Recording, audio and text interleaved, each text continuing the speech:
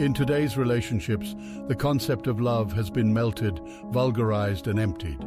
While love includes the phenomena of loving someone, caring for them, not wanting them to be hurt and protecting them, today these concepts are treated as if they exist only in an ideal world. It is no longer enough for two people to love each other because there are many other parameters to consider. For example, the inadequacy of attachment to one person and the lack of resources that one person can provide. So it is not enough to be attached to one relationship, not to be attached to one person, but to meet all of them at the same time for different needs. Overly pragmatic approaches and the expectation that the matching of biological needs will be achieved do not match and never will, because Dionysus and Apollo are at war. In this ambiguous and uncertain structure, Dionysiac, even if what the culture has created for thousands of years is destroyed, and a new meta-language is attempted to be established, it cannot biologically keep up with it, because genes have been trained and evolved like Pavlov's dog. In horror films, those who go on a journey go to a house in the forest, and bad things always happen to them, because this is the punishment for moving away from Apollo, that is, from the city culture. Nowadays, love has lost its meaning in our age, but it is a word that has continued to hide its meaning, that has stuck to it from the past.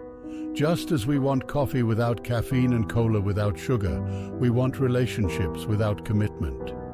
I am not saying that every separation and divorce is unhealthy, but I do not think that today's relationships, which have become like a guitar that was taken when it was wanted as a child and thrown aside, should be like this. In society, those who get married because they say they should get married, those who see that their friends have lovers and get upset because they are lonely and find lovers are the pioneers of this. Not accepting the lack of ethical and moral values and trying to destroy these values with a superior culture not only makes the individual unhappy, but also promises him a happiness at the end of the tunnel.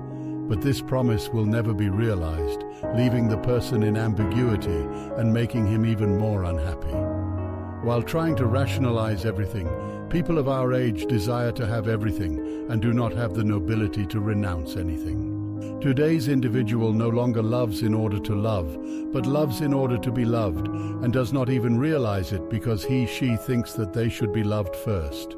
The individual who lacks responsibility, who is not a man of his word, cannot be in true love no matter what he does, but he can only have the delusion that he is. True love should have the characteristics of making sacrifices for the loved one, being open to change, because even if we accept the person we love as it is, which is necessary for true love, we misidentify the person with the prejudices that come with being a human being.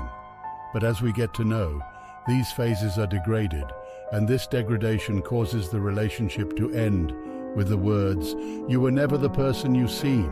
But the real truth of those words is the person in my head. That is, the idea of you and the real you did not match. This translation is a translation of "excuse me," but this translation imposes this responsibility on the individual with a defense mechanism, so that the individual who cannot be matched in his/her mind does not feel bad. In Zizek's words, love cannot be idealized.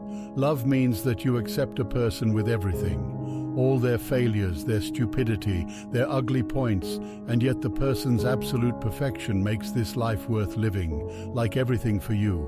But you see, perfection is imperfection itself.